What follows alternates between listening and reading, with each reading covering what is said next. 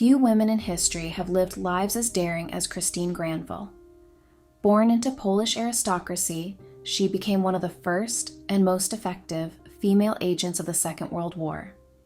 Known for her remarkable bravery, quick thinking, and fierce independence, she carried out high-risk missions behind enemy lines, saved lives, disrupted Nazi operations, and operated under multiple aliases across Europe, earning the deep respect of those who served alongside her.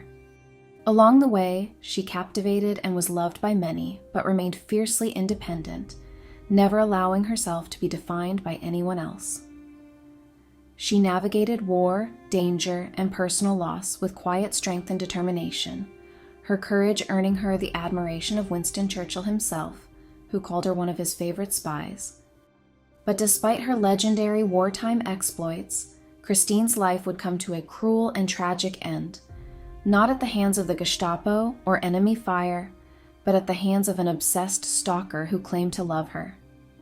A quiet, senseless end for a woman who had faced down death countless times in the name of freedom.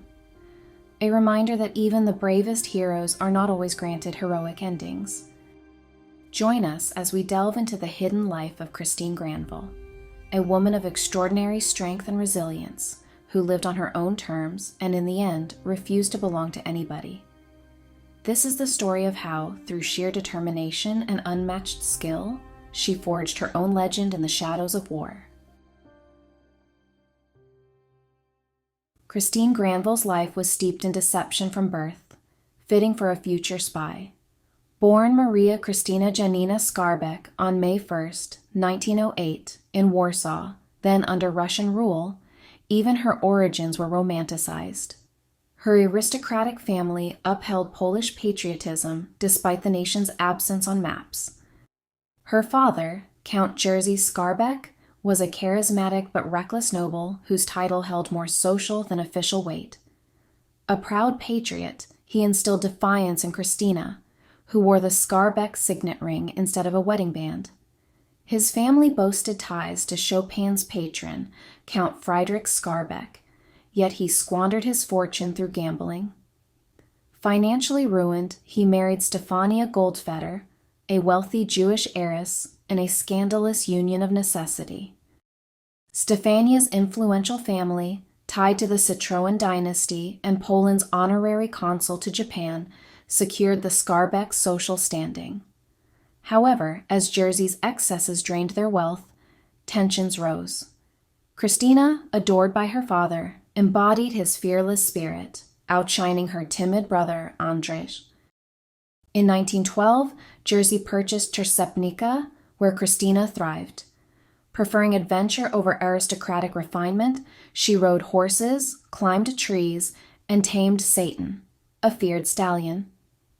Defying Stefania's objections, Jerzy taught her to shoot, ride, and wield knives. At 11, she met young aristocrat Andrzej Kowerski, a fateful connection for her future. Meanwhile, Poland teetered on instability. After regaining independence in 1918, it faced a Bolshevik invasion in 1920. Krystyna's education was tumultuous. At 14, she was expelled from a convent school for setting fire to a priest's cassock. She continued at Sacré-Cœur in Lwów. By 18, she abandoned formal education, immersing herself in Warsaw's culture, sensing adventure ahead. The family's financial collapse in 1926, worsened by the Goldfeder Bank's failure, forced them into a cramped Warsaw apartment. Jerzy, now a disgraced alcoholic, abandoned them and died of tuberculosis in 1930. Krystyna, refusing to be defined by hardship, embraced Warsaw's nightlife, mingling with artists like Witold Gombrowicz. Seeking independence and a way to support her mother, she worked at a Fiat dealership, meeting wealthy businessman Gustav Getlich. Their courtship revolved around luxury, but Krystyna's health suffered from exhaust fumes. Sent to recover in Zakopane, she perfected her skiing and smuggled cigarettes with Gorals. She married Gustav in 1930, but soon craved adventure, earning the title Miss Ski in 1931. Divorcing in 1932, she kept his name and settlement. Rejected by an aristocrat named Adam due to her background, she later met Jerzy Mikołaj Ordon-Gizicki, an adventurer and diplomat.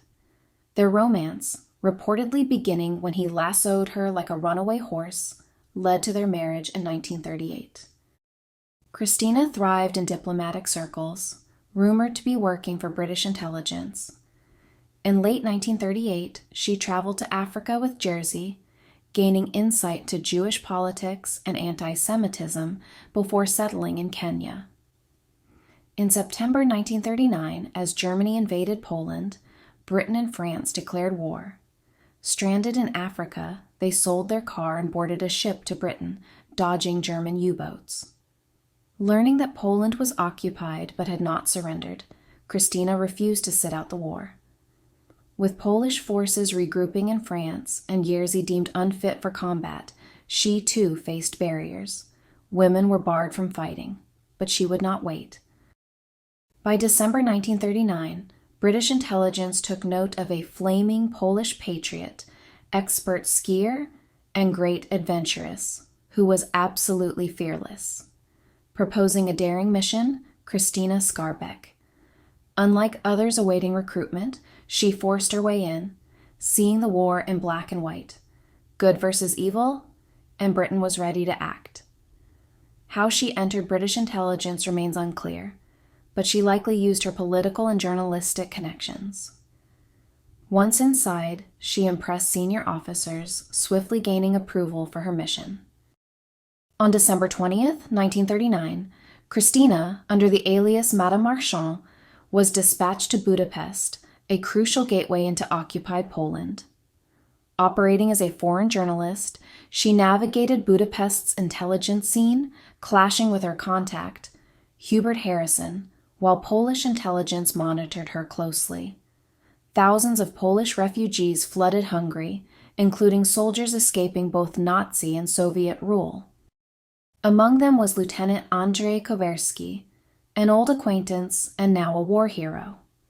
Having lost a leg in a hunting accident, he adapted seamlessly, replacing horseback riding with fast cars and leading daring escapes. Running an underground network from Budapest's red light district, he smuggled Polish soldiers across borders. The two reunited at Café Flores, a haven for spies and journalists. Their connection was immediate, their romance fueled by shared patriotism and wartime urgency. They called each other Kot, cat, and Kotek, kitten, living as if every day could be their last. Krystyna, growing restless, assisted Andrzej's operations while waiting for clearance to enter Poland. She helped establish Freedom Station, a clandestine radio transmitting Allied propaganda, and impressed British intelligence, though some found her morally ambiguous. Meanwhile, an admirer she had rejected, Józef Radzyminski, spiraled into obsession, first shooting himself in the foot in her flat, then surviving a failed suicide attempt. Krystyna dismissed him with characteristic coldness. He proved unsatisfactory and was dismissed. By late February 1940, her mission was finally approved. Andrzej secured legendary Polish skier Janek Marusarz as her guide for the treacherous journey across the Carpathians. Disguised as Zofia Andrzejewska, Krystyna set off into minus 30 degrees Celsius conditions. The brutal trek tested her endurance. Ice formed on her eyelashes, and a blizzard nearly cost them their lives. One morning, they discovered the frozen bodies of a young couple locked in an embrace. She covered their faces with pine branches, drew a cross in the snow, and pressed on. Reaching Zakopane, she confirmed her survival to Andrzej via a coded postcard before heading to Warsaw. The once grand city was now a Nazi stronghold, its boulevards reduced to ruins. As she neared Warsaw Central Station, Gestapo officers began searching passengers. Thinking fast, she charmed a German officer into carrying a parcel of tea for her sick mother. Inside were hidden documents. He unwittingly aided her mission, and she retrieved the package upon arrival. Warsaw was unrecognizable. The city was partitioned, the Warsaw Ghetto had been established, and Nazi terror reigned. Governor Hans Frank's brutal rule saw mass executions, but Polish defiance only grew. Unlike in other occupied nations, Poland had no major collaborationist movement, only submission or resistance. But Krystyna had not returned to mourn. She had come to fight. By early 1940, Poland's underground press flourished despite Nazi suppression, spreading propaganda and even using fake German orders to sow chaos. The resistance, though fragmented and underarmed, smuggled weapons, bribed German officers, and manufactured arms in Nazi-run factories. By 1944, the Home Army would become the largest underground force in occupied Europe, while the Polish Jewish underground helped over 100,000 escape the Holocaust. Krystyna's inexperience led to missteps. Repeating her mountain crossing story too often drew suspicion. The ZWZ, Poland's main underground force, distrusted her British ties, so she joined Stefan Witkowski's Musketeers, a secretive but extensive network. Tasked with securing British funds under the code name Mucha, Fly, she spent 3 weeks spreading propaganda, printing 10,000 underground newspapers, and proposing radio broadcasts. But her presence drew danger. Volksdeutsche spies sought to discredit her, and British intelligence dismissed her proposal to aid anti-Soviet guerrillas. She was struck by Nazi disorganization, witnessing senseless brutality, from starving child couriers to public executions. "The terror is indescribable," she reported, "yet the spirit of the Poles is magnificent." An acquaintance nearly exposed her, forcing her to flee Warsaw. Over 2 weeks, she gathered intelligence on German supply lines, observing locked train cars filled with Bavarian troops and soldiers kept drunk to maintain morale. Before leaving, she retrieved microfilm from Witkowski and prepared for the journey back to Hungary with Count Vladimir Ledachowski, a nobleman and ZWZ courier. They traveled separately but reunited at his safe house before making a dangerous border crossing under gunfire. At her Budapest flat, they found Józef Radzyminski, whose possessiveness sparked Vladimir's suspicion. Krystyna dismissed it, but tensions with Andrei and Vladimir deepened, their rivalry mirroring the war's chaos. Her husband, Jerzy, still in France, grew anxious over her silence, unaware of her clandestine work. Meanwhile, British intelligence remained inactive, frustrating Krystyna. She assisted Andrei's escape network and smuggled a Polish anti-tank rifle to the French, hiding it inside her mattress before Hungarian police raided her contact's room. When France fell, she was stranded in Budapest without pay. Branded as a security risk, Polish intelligence warned Vladimir to avoid her, but Krystyna was determined to return to Warsaw. She mingled with foreign journalists, including Manchester Guardian correspondent Basil Davidson, whom she scolded for sitting in Budapest instead of fighting. Commissioned to deliver funds and underground press materials to Warsaw, she planned a dangerous crossing with Vladimir. Before departing, he pawned his watch to buy her a flint glass necklace. "Are you mad?" she scolded, though she admired it in the mirror. Days later, she returned defeated. Flooding and patrols had made the crossing impossible. Furious to learn that Andrei and Vladimir had a pact to flee Hungary if she didn't return, she vowed to try again. Vladimir was soon assigned to smuggle microfilm confirming General Bor Komarovsky's promotion. The night before, Krystyna led him into Budapest's acacia woods, rekindling their romance. With rucksacks filled with propaganda and cash, anything that could seriously compromise her if caught, they set off. Andrei, fearing for her safety, secretly removed photos of Sikorsky with Churchill. Suspecting him, she repacked them. At dawn, they reached the mountains but lost time avoiding patrols. Hungarian police, now under Gestapo control, fired as they sprinted across a road into Slovakia.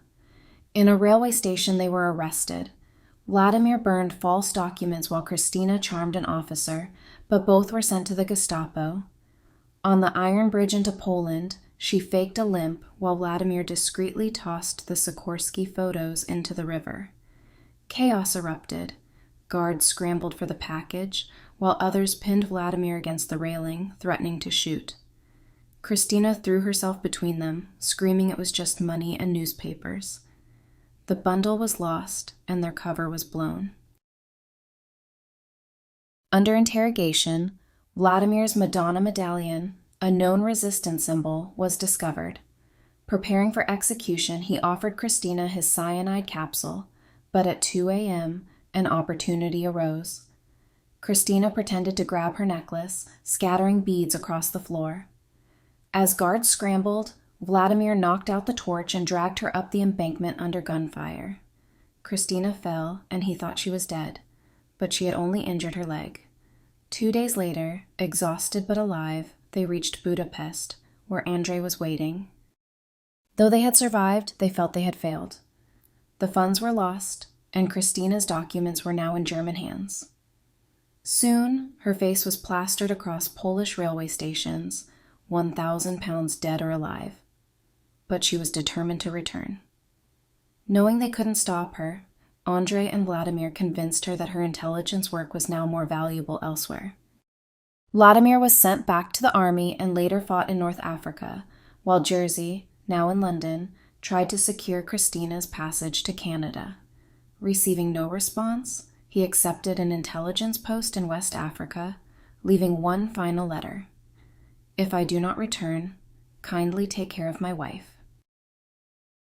By summer 1940, Budapest had become a crucial hub for evacuating Polish and British prisoners of war, particularly pilots vital to the Battle of Britain.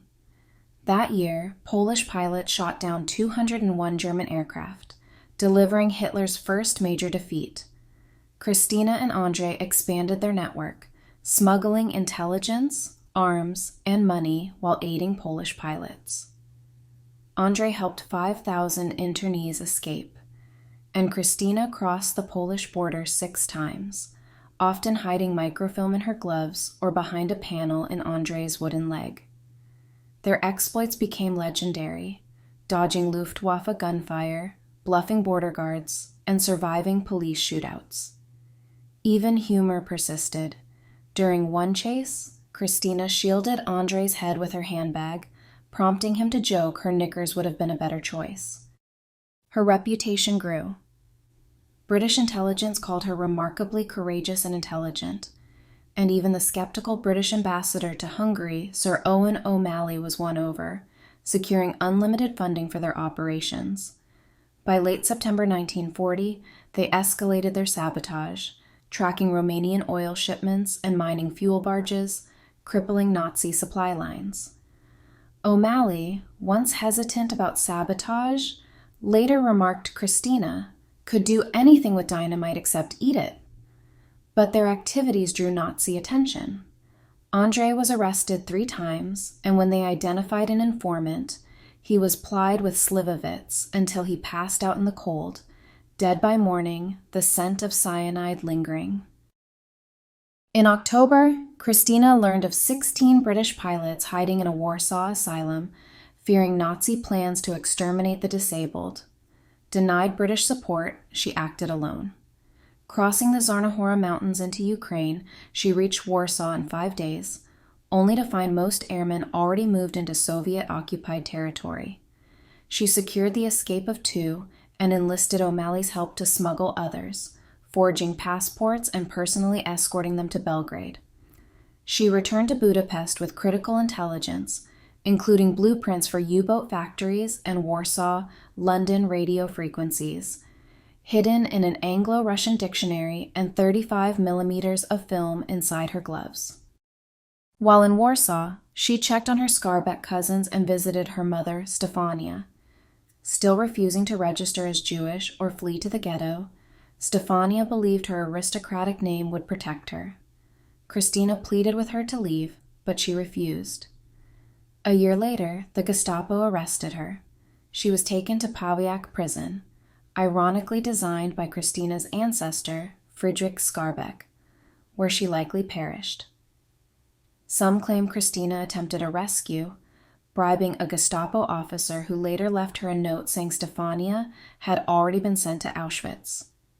Another version suggests the officer demanded $300 and a night with Krystyna in exchange for her mother's life, only to reveal afterward that it was too late. Whether she truly tried to save Stefania or carried the guilt with her for the rest of her life remains unknown.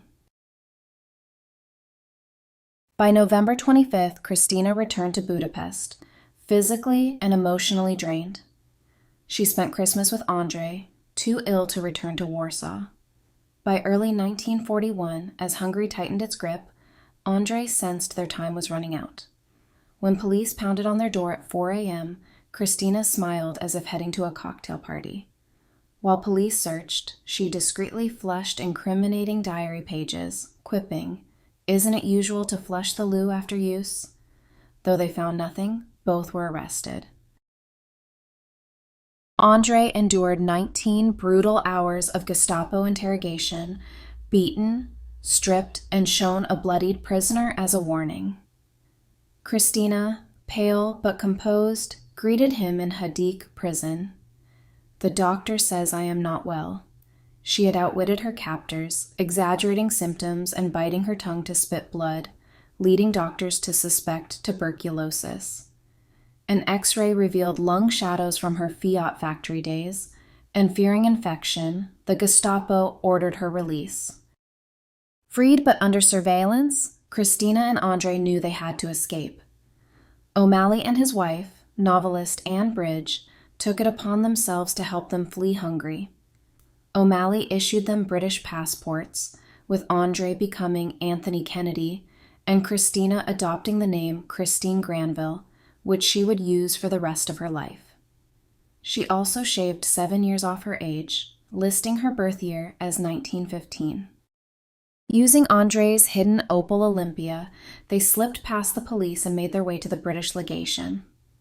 O'Malley arranged for Christine to be smuggled across the Yugoslav border in a diplomatic car trunk, while Andrzej followed separately. At the border, a Hungarian officer hesitated before offering a salute and waving them through.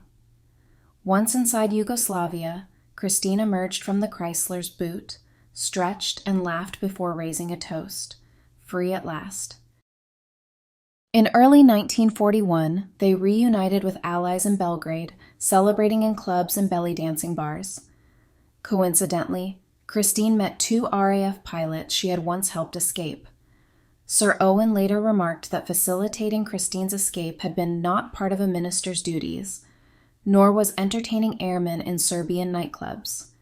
Yet he became one of her strongest advocates, calling her extremely obstinate, individualistic, attractive, and moody, but possessing unexampled courage.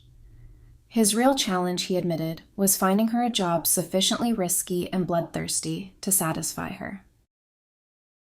By then, Section D had disbanded, its agents absorbed into Churchill's newly formed Special Operations Executive, famously known as SOE, tasked with sabotage and resistance support. Christine's old contact, George Taylor, now led SOE's Balkan section and needed a new Budapest agent. To Andrzej's dismay, Christine suggested her estranged husband, Jerzy. Fluent in multiple languages, an expert skier, and a skilled organizer, Jerzy had long lobbied for a Balkan post.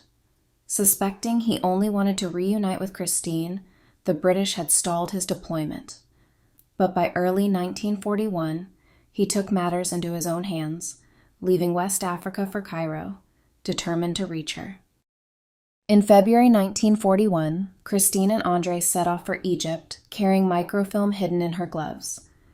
Their battered Opel struggled through rain and mud before they reached Sofia, Bulgaria, a city teeming with spies and Nazi operatives. On the last Sunday of February 1941, Christine and Andrzej arrived at the British legation in Sofia, surprising Air Attaché Aidan Crawley with letters of introduction and crucial rolls of microfilm from Sir Owen. The film revealed Hitler's preparations for a massive invasion of the Soviet Union, showing tanks, troops, and supply depots along the eastern border. While Crawley was cautious due to Christine's ties to the Musketeers, a group under suspicion, he recognized the intelligence's significance. The materials were quickly sent to Churchill, offering the first concrete evidence of Germany's plans to turn on its Soviet ally. This potential shift in alliances gave new hope to the British, who were relying on exiled resistance forces after the fall of France. Meanwhile, Christine's flirtatious comments to a friend hinted at tension with Andrei, and after their debriefing, he was officially recruited into the SOE. In Istanbul, they resumed courier work, strengthening ties with Polish and British contacts while under German surveillance. Christine sent gifts to the O'Malleys, describing a rosary as smelling like an old cathedral. But the war caught up with them. On March 17th, Christine's husband, Jerzy, arrived. Sensing her bond with Andrei, he chose to blame war, not betrayal, and focused on his mission, smuggling intelligence and people under a British alias.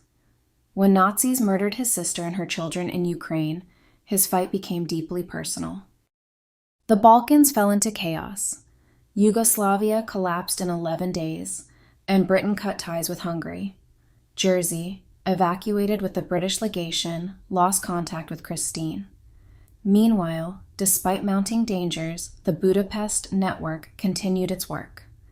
Christine and Andrei escaped through Vichy-controlled Syria and Lebanon, bribing officials for visas. Andrei even recovered their opal. In Haifa, Christine took a brief respite, walking barefoot on the beach before pressing on to Jerusalem. Expecting a hero's welcome in Cairo, they were met with suspicion.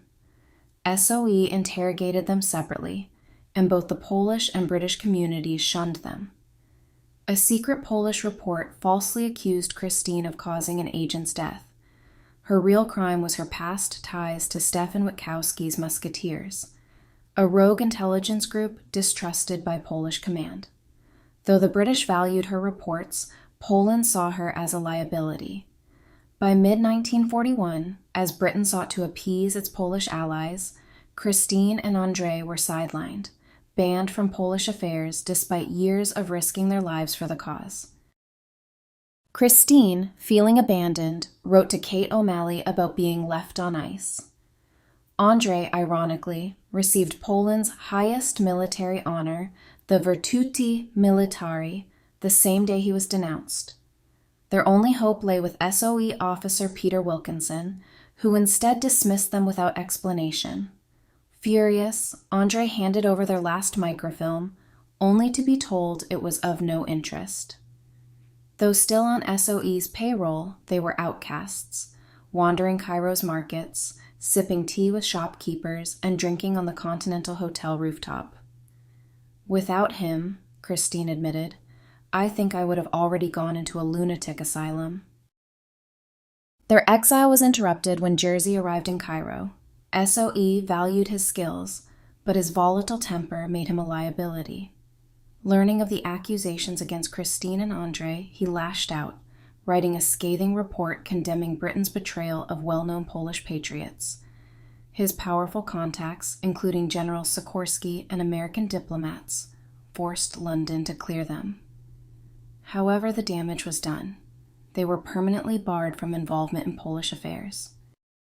Jerzy stayed in Cairo for 5 painful months, only to hear Christine finally admit she no longer loved him. Devastated, he lashed out, rejecting all job offers before demanding repatriation. He left for London in October 1941, later moving to Canada and severing ties with Christine and the war. Meanwhile, the world shifted. On June 22, 1941, Hitler launched Operation Barbarossa, beginning a large-scale invasion of Russia and confirming Christine and Andrei's warnings. Poland's strategic importance waned as Britain embraced its new Soviet ally. Sikorsky restored diplomatic ties with Moscow, securing an amnesty for Polish POWs, but the fate of thousands of missing officers remained a haunting mystery.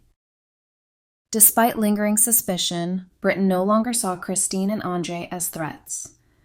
SOE offered Christine passage to Britain, but she refused, hoping for a new mission. In August 1942, they traveled to Jerusalem under the guise of medical treatment for André's leg. There, Christine discreetly opened channels with the Jewish independence movement before returning to Cairo, where they were reinstated under probation. In September, they were sent to northern Syria to monitor Turkish neutrality and German threats to Middle Eastern oil. André trained in explosives, while Christine gathered intelligence. Back in Cairo in early 1942, they settled in Zamalek, immersing themselves in the city's social scene, where diplomats, spies, and resistance fighters mingled. Though Britain trusted them, Polish intelligence remained wary. Christine found an ally in Polish aristocrat Zofia Tarnowska, while André underwent surgery for his leg. Frustrated by inaction, Christine criticized officers treating war as a game while Europe suffered. Christine's intelligence work remained crucial, uncovering assassination plots and political maneuvering, but SOE only offered her secretarial work, which she refused. As tensions between Poland and the Soviets escalated, Britain tried balancing its support for Polish sovereignty while maintaining Soviet cooperation. Christine and André's names were quietly passed to the NKVD, marking them as political pawns. Meanwhile, the Musketeers collapsed. Witkowski, accused of negotiating with the Nazis, was executed by the Polish resistance in September 1942, severing Christine's last ties to Polish intelligence. In May 1942, General Anders arrived in Cairo and offered Christine and André positions in Tehran, but Polish intelligence demanded she renounce her British passport. Sensing a trap, she refused. Desperate for action, she even applied to the ATS but rejected office work. By mid-July, disheartened, she wrote to a friend that she was on the rocks and working as a waitress. Alarmed, SOE intervened, assigning André a transport officer role while Christine remained in limbo. Her worth soon became clear. Senior SOE officer Richard Truskowski moved into their boarding house, and Christine exposed a Polish officer's mistress as a German spy. Meanwhile, as Rommel advanced toward Alexandria, Cairo braced for a Nazi takeover. Embassies burned documents, and rumors spread that André might stay behind enemy lines. But the British victory at El Alamein halted Rommel, shifting the war's momentum. Despite warnings, new SOE officer Patrick Howarth recognized Christine's value, calling her a very remarkable woman. In September 1942, SOE trained her as a wireless operator, a critical role in coordinating supply drops and intelligence gathering. Though she struggled with Morse code, she persevered. Meanwhile, Soviet spies infiltrated Anders's army, deepening Polish divisions. SOE debated deploying Christine and André, but their striking appearances and Christine's many enemies made placement difficult. By late 1942, SOE considered sending them to France or North Africa, where Polish interference wouldn't be an issue. As they waited, Christine refined her language and maintained contacts in Cairo's military and diplomatic circles. In March 1943, André left for paramilitary training in Haifa, while Christine shared a flat with Romanian journalist's daughter Livia Nasta, continuing her intelligence work. Her involvement deepened when Captain Klimkowski, an aide to General Anders, sought a secret meeting, fueling Polish suspicions. Around this time, British intelligence uncovered a failed coup to replace Sikorsky with General Sosnkowski. Meanwhile, the Cotton Massacre was exposed, thousands of Polish officers executed by the Soviets. Stalin denied responsibility, and when Sikorsky demanded an investigation, the Soviets severed ties with the Polish government in exile. Simultaneously, the Nazis crushed the Warsaw Ghetto, killing over 50,000 Jews. Any hope that Christine's mother had survived was gone. From that moment, she never spoke of her mother again, listing both parents as deceased. In May 1943, Sikorsky toured Polish units in the Middle East, trying to solidify his leadership amid tensions over Katyn. British intelligence uncovered an NKVD plot to assassinate him, but he returned to Cairo safely. Christine hoped to secure Andrei a deployment, but Sikorsky focused on purging dissent. On July 4th, he departed for England, only for his plane to crash near Gibraltar, killing him, his daughter, and all but one passenger. Though an RAF inquiry ruled out sabotage, conspiracy theories spread. Poland's government fell into chaos, and Christine, disillusioned by betrayals, longed for action. By late 1943, SOE shifted focus to Italy as a base for European missions. Andrei, still devoted to Christine, sought a transfer, citing pain from his prosthetic leg. His grief deepened after learning the Nazis had murdered his mother and 20 relatives in a raid on a family wedding. Overwhelmed, he sought a fresh start. In November, Andrei's transfer was approved. Despite his prosthetic leg, he trained as SOE's first one-legged parachutist, but was barred from operational drops. Instead, he was sent to Italy as a liaison officer. Before leaving, he traveled to London, rekindling a romance with Kate O'Malley and leaving Christine heartbroken. Meanwhile, Christine remained in Cairo, restless and searching for purpose. She drew admirers, including British officer Michael Dunford, while her friend Zofia Tarnowska found love with SOE agent Bill Stanley Moss, who later helped kidnap a German general in Crete. As wartime revelry in Cairo reached its peak, Christine sought something greater than parties. She needed a mission. With Churchill's backing, SOE began deploying women in combat, and Christine was determined to join. In early 1944, she trained in explosives, firearms, silent killing, and Morse code. Excelling in hand-to-hand combat but struggling with wireless skills, she prepared for a mission in Hungary under Operation Chris, but her notoriety led to its cancellation. Frustrated, she continued training, honing her evasion and disguise tactics in North Africa. In Algiers, she reunited with Andrei, who tried sharpening her swimming, cycling, and shooting, but she resisted skills she deemed unnecessary, relying instead on persuasion and charm.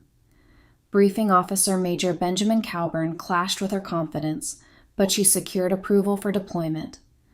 Assigned to Francis Commertz's resistance network in southeastern France, she prepared for one of the war's most dangerous missions.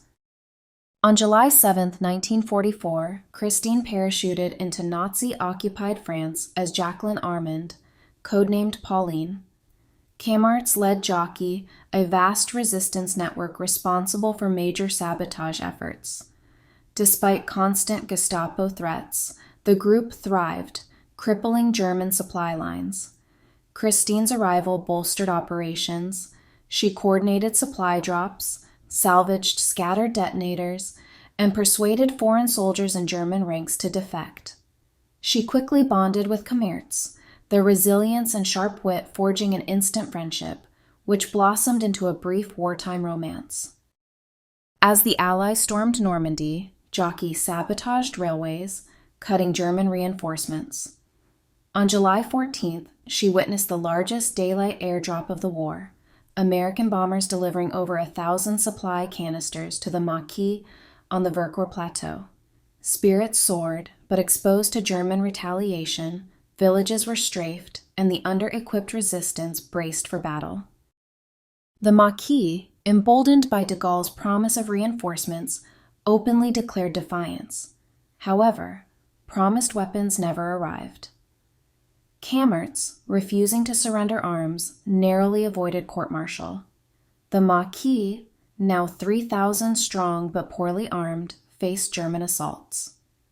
At Barcelonnette, resistance fighters awaited reinforcements that never came, and an airdrop of anti-tank weapons fell into enemy hands. German attacks followed, killing 150, including British officer Captain Hay. By July, the Maquis were desperate. On Bastille Day, the Luftwaffe bombed Vercors, cutting off communications. Christine remained composed, clearing parachutes that marked targets and distributing supplies. She and Commerz found solace in each other, convinced they would not survive. On July 21st, the Germans launched their final offensive. SS Airborne Commandos massacred over 100 Maquis fighters at Vassieux airstrip, using civilians as human shields and burning villages. Christine sent frantic messages for aid, but with RAF opposition to SOE missions, no help came. By July 23rd, 600 resistance fighters and 200 civilians were slaughtered. At the Grotte de la Loire, wounded fighters, doctors, and nurses were executed. One German soldier later wrote, "We completely exterminated a hospital." As the Germans withdrew in mid-August, Christine, Francis, and their team escaped through mountain tunnels, trekking 70 miles to Seine-l'Alpe. Despite exhaustion, they regrouped for Operation Toplink, uniting resistance forces in the Alps. Christine took on the dangerous task of persuading Polish conscripts in the German army to defect while forging alliances with Italian partisans. Disguised as a peasant, she traveled alone through the Alpine foothills, working with resistance leaders Gilbert Galetti and Paul Hérold. Her quick thinking saved her multiple times, turning an SOE silk map into a headscarf, distracting a patrol dog with chicken fat, and bluffing 2 Italian conscripts with live grenades. Reporting that German morale was collapsing, she urged SOE to send reinforcements before the war's end. On August 1st, the first Toplink agents parachuted in. Christine coordinated arms deliveries and mass Wehrmacht defections. At Briançon, 400 Polish conscripts hesitated, fearing for their homeland.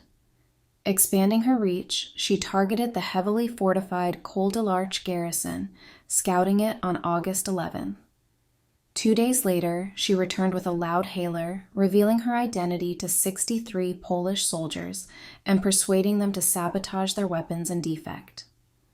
On August 19th, as Maquis forces moved in, the defectors disabled German artillery, forcing the garrison's surrender. They later formed a machine gun unit for the FFI, one of Christine's greatest victories. Victory turned to crisis when Francis was arrested by the Gestapo. Taking charge of resistance operations, Christine cycled 25 miles to Digne, confirming his location by humming Frankie and Johnny outside the prison, which Francis echoed back. Infiltrating the Gestapo office, she posed as Francis's wife and the niece of Field Marshal Montgomery, intimidating Officer Albert Schenk. Learning that Belgian Gestapo officer Max Wyem held real authority, she bluffed him into believing that post-war collaborators would be executed. Wyem demanded a 2 million franc bribe, which SOE quickly secured. On August 17th, believing they were being taken for execution, Francis and his team were instead driven to an isolated farm where they saw Christine waiting. Realizing they were free, Fielding buried Wyem's Gestapo jacket in the mud, symbolically discarding his past. Back in Seine, they were met with jubilation. That night, the BBC broadcasted, "Roger est libre. Felicitations à Pauline." Christine had pulled off one of SOE's greatest rescues. Officers marveled at her audacity, with one admitting, "She frightens me to death." Francis later testified, "She took 1 chance in 100. If it hadn't worked, she'd have been shot with us." As the Allies advanced after the August 15th landings, the Maquis secured key routes for American forces. On August 17th, Digne was liberated just after Christine's daring rescue of Francis. They celebrated amid victory and reprisals, witnessing the humiliation of collaborators. 2 days later, at Sisteron, they met General Butler, who dismissed them as bandits. Undeterred, they moved to Gap, where they found the Wehrmacht had already surrendered, to a group of Boy Scouts guarding prisoners in a cinema. Laughing at the absurdity of war, they borrowed a jeep and rolled into town.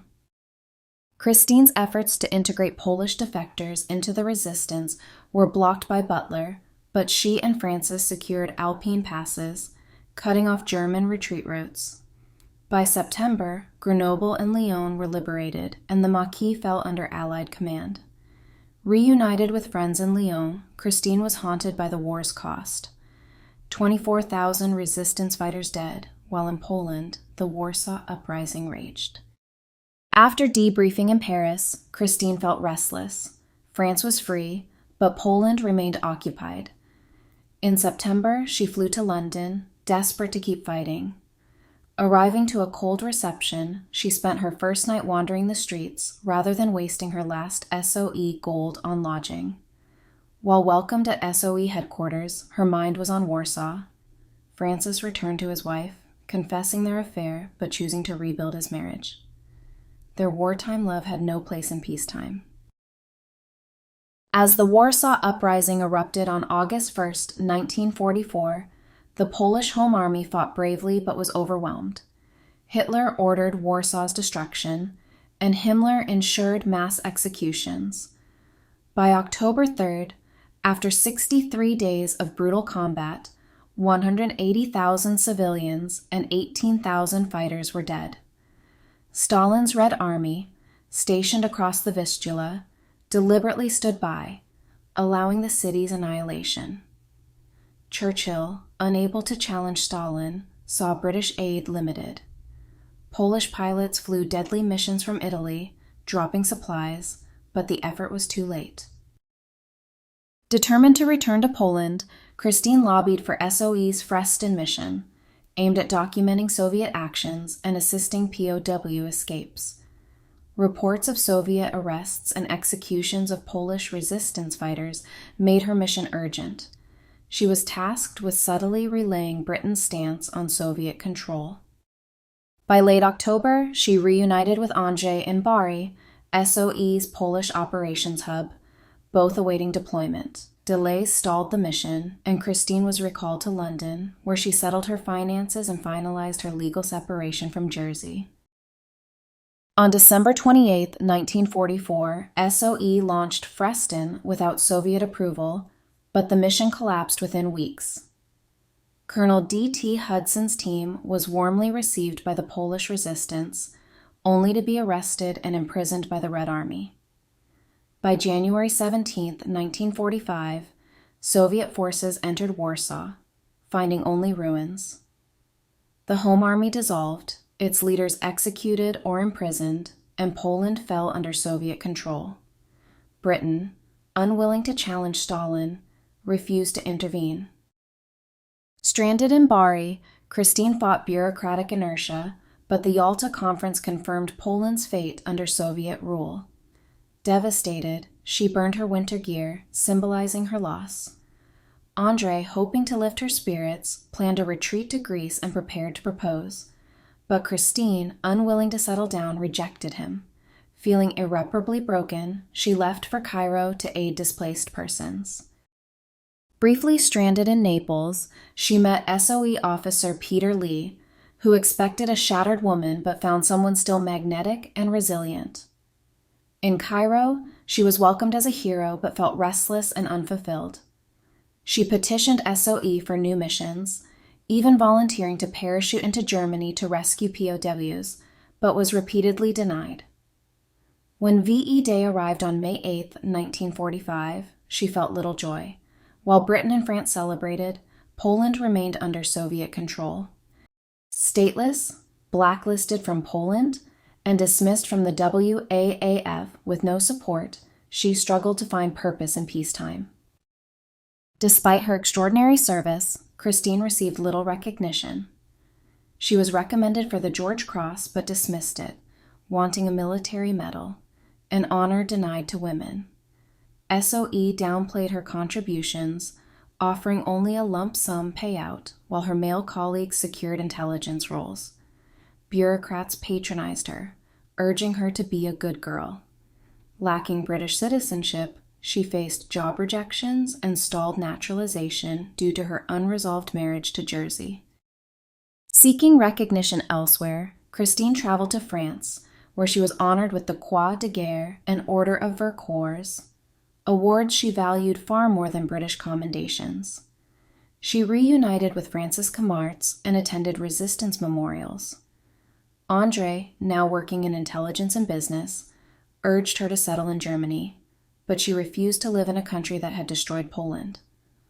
In August 1946, she traveled to Berlin to dissolve her marriage and secured British citizenship later that year after a long bureaucratic battle. Briefly returning to Cairo, she worked as a switchboard operator, avoiding social events and war discussions.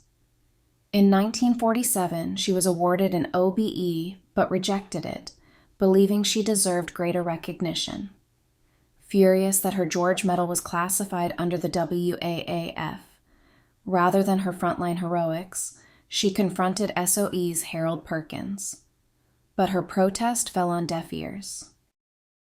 Seeking a fresh start, Christine moved to Kenya, reuniting with former lover Michael Dunford and immersing herself in Nairobi's expatriate and Polish émigré communities.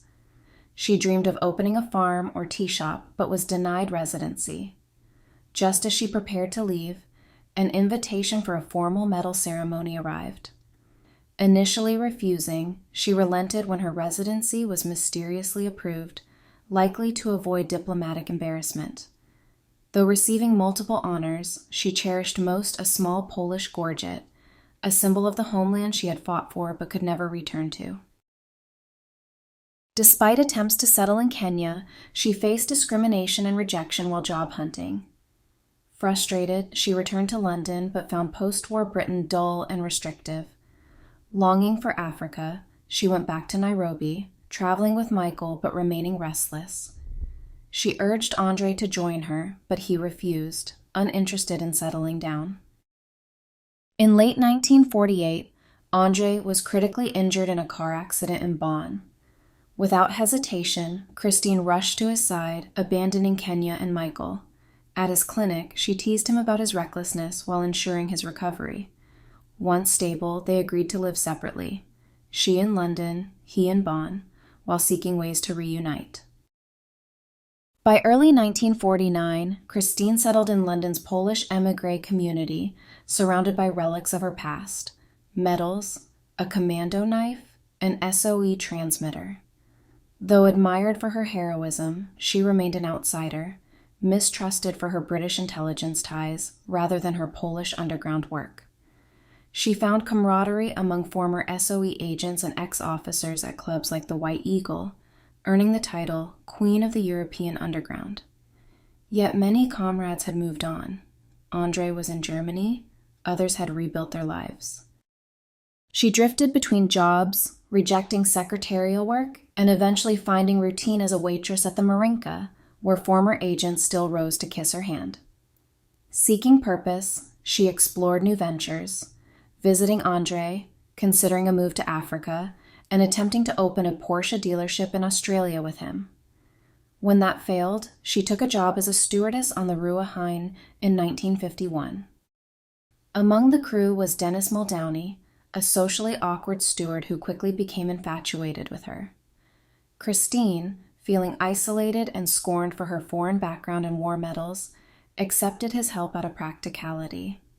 He became her only ally on a hostile ship, and although she did not return his romantic interest, she grew dependent on his loyalty and attention. Muldowney, with a troubled past and unstable emotions, began to view their relationship as love. He believed they shared a bond and even claimed they'd made a suicide pact, something Christine never took seriously. After the voyage, she gave him a lift back to London, a gesture he misread as affection.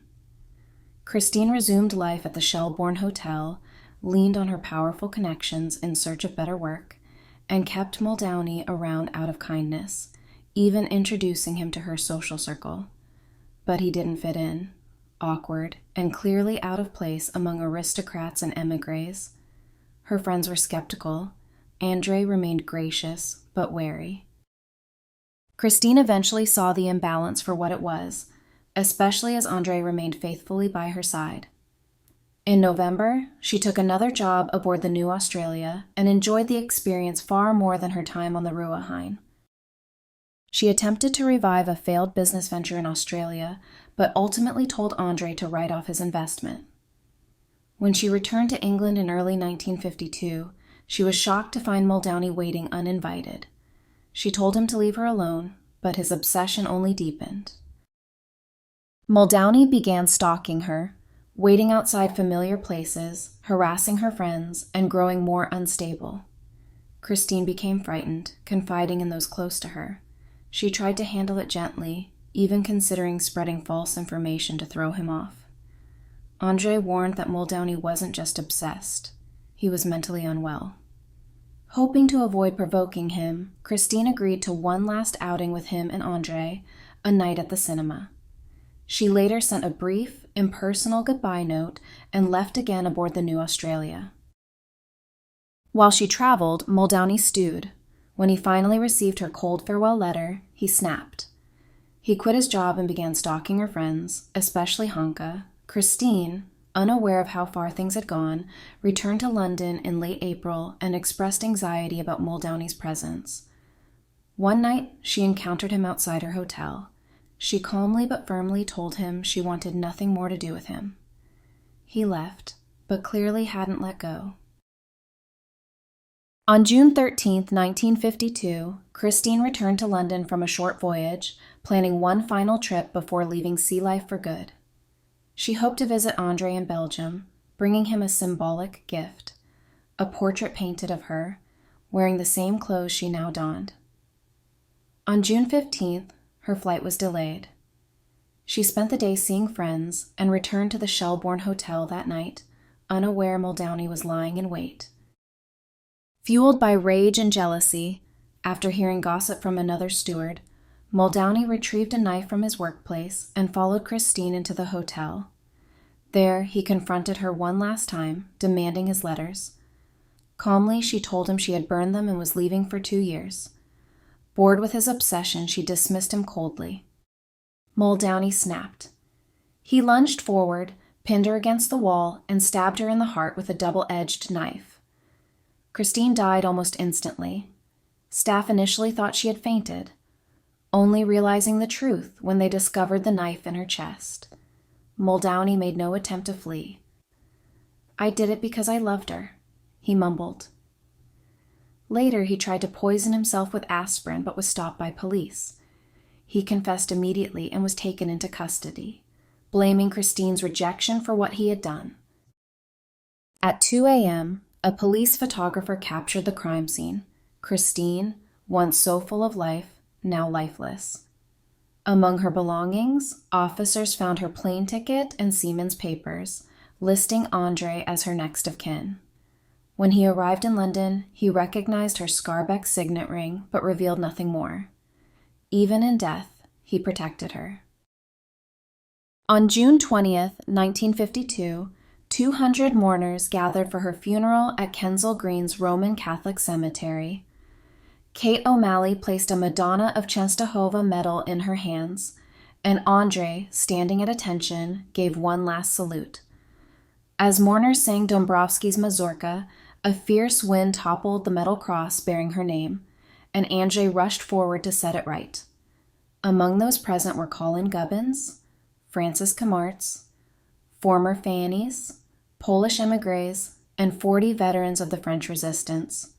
Gubbins called her a great woman of spirit and courage, while Francis declared, "She was certainly one of the finest members of the service, a magnificent person." Her death certificate reduced her to Christine Granville, age 37, former wife of George Gajitsky. Failing to capture the truth, she was Krystyna Skarbek, Britain's first female special agent in the field, SOE's longest-serving female operative, and a fearless patriot. From warning Britain of Germany's invasion of the Soviet Union to orchestrating daring rescues and subverting entire garrisons, she was indispensable to the war effort. The men she saved, Andrei Kowarski, Vladimir Ledakowski, Francis Kamartz, Zan Fielding, were living testaments to her courage.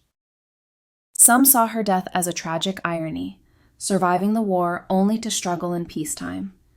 But Christine had never been bound by rules or convention. It was not war that killed her, but the dangerous devotion she inspired. Muldowney, obsessed with possessing what could never be owned, confessed fully and refused to plead for mercy. On a rainy September morning in 1952, he was hanged at Pentonville Prison. His final words, "To kill is the final possession," only confirmed his failure. Christine had never belonged to anyone. After Christine's murder, a group of her closest wartime friends and lovers, led by Andrei Kowarski, formed the Panel to Protect the Memory of Christine Granville, to prevent her legacy from being sensationalized by the press. They worked to preserve her dignity, quashing early biographies and articles that risked portraying her as a romanticized figure rather than the complex, courageous woman they knew. Attempts by others, including former lovers like Vladimir Ladikowski and Bill Stanley Moss, to publish accounts of her life were met with resistance. While some projects were written with care, they were still rejected by the panel, who felt they did not sufficiently respect Christine's character. In the end, loyalty and a shared sense of duty ensured that Christine's memory remained guarded by those who knew and loved her best.